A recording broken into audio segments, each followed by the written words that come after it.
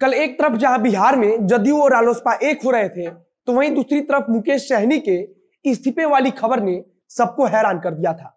एक तरफ नीतीश कुमार रालोसपा का विलय जदयू में कराकर उपेंद्र कुशवाहा को जदयू का तीर वाला पट्टा उनके गले में पहना रहे थे, तो दूसरी तरफ सबकी नजर राजभवन पर टिकी हुई थी, जहां मुकेश सहनी राज्यपाल से मुलाकात करने गए थे। मुकेश सहनी के इतना नाराज होने और ऐसी खबरों के बार बार आने का क्या कारण है?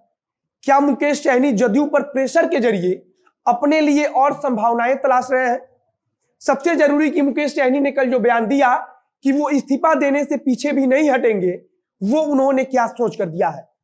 यह तो सच्चाई है कि बिहार में बिना किसी बड़े दल के तालमेल बिठाए कोई छोटा दल प्रभावी नहीं रह सकता है, और यह बात मुकेश सहनी भी जानते हैं। लेकिन इसके बावजूद हर बार जदयू और भाजपा को आंख क्यों दिखा रहे हैं? क्या मुकेश सहनी खुद को किसी एक वर्ग का रखवाला साबित करने में लगे हुए हैं?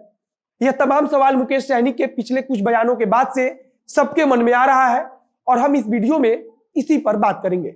नमस्कार, मेरा नाम है मोहित कुमार सिंह और आप देख रहे हैं जनता जंक्शन। बिहार की राजनीति को अगर आप समझते होंगे तो आपको बखूबी पता होगा कि यहाँ जाति के नाम पर बनाई गई पार्टियां कितने फायदे में रहती हैं। अनेकों ऐसी जाति के नाम पर बनी पार्टियां हैं जिसके मुखिया अभी भी मंत्री पद पर काबिज है, तो कुछ पार्टियों के नेता वर्षों तक केवल इसी बदौलत अलग अलग सरकारों में मंत्री पद पर बने रहे। कभी इसी के सहारे आनंद मोहन भी राज्य की राजनीति में चमकते सितारे थे, तो कभी लोजपा के संस्थापक रामविलास पासवान भी अलग अलग सरकारों में मंत्री पद की कुर्सी पर काबिज रहे। बिहार में ऐसा अक्सर होता है कि जाति के नाम पर बनी पार्टियां राज्य में सत्ता का नेतृत्व करती है। कल तक जिस कुशवाहा समाज की लड़ाई उपेंद्र कुशवाहा की रालोसपा लड़ रही थी, आज उसे छोड़ जदयू में समा गई।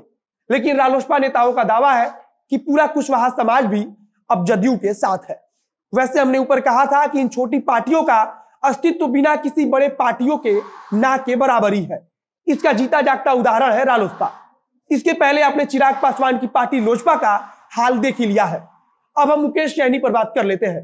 मुकेश सहनी मौजूदा समय में बिहार की उसी राजनीति को समझते हुए खुद को एक समाज के नेता के रूप में स्थापित करने की कोशिश में लगे हुए हैं।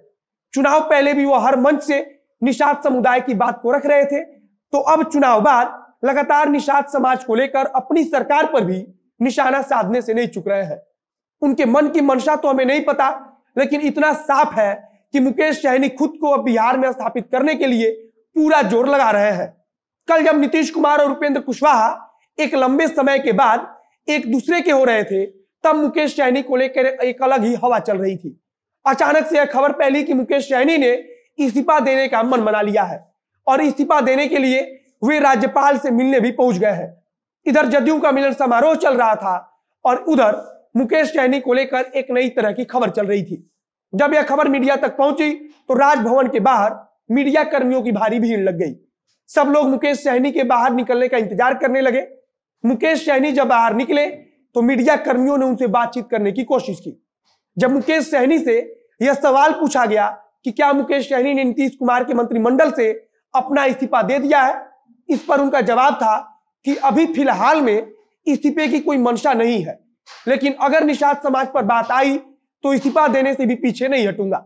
उनकी यह बात एनडीए के लिए एक चेतावनी भरी थी। पिछले कुछ समय से मुकेश सहनी भारतीय जनता पार्टी की केंद्र सरकार के एक फैसले से नाराज है। दरअसल केंद्र सरकार ने बिहार सरकार के उस प्रस्ताव को खारिज कर दिया जिसमें मल्लाह जाति को अनुसूचित जाति में शामिल करने का विचार था। अब इसी बात को लेकर मुकेश सहनी केंद्र सरकार से काफी नाराज है। कल उन्होंने कहा कि इस्तीफा देना होगा तो सोचेंगे नहीं, सीधे इस्तीफा दे देंगे और सबको बताकर इस्तीफा देंगे। अब मुकेश सहनी को लेकर खबर है कि मल्लाह जाति को उनका हक दिलाने के लिए वे आंदोलन की तैयारी में है। मुकेश सहनी ने तो यहां तक कह दिया है कि निषादों को केंद्र सरकार छल रही है। केंद्र की भाजपा सरकार ने मल्लाह जाति को धोखा दिया है।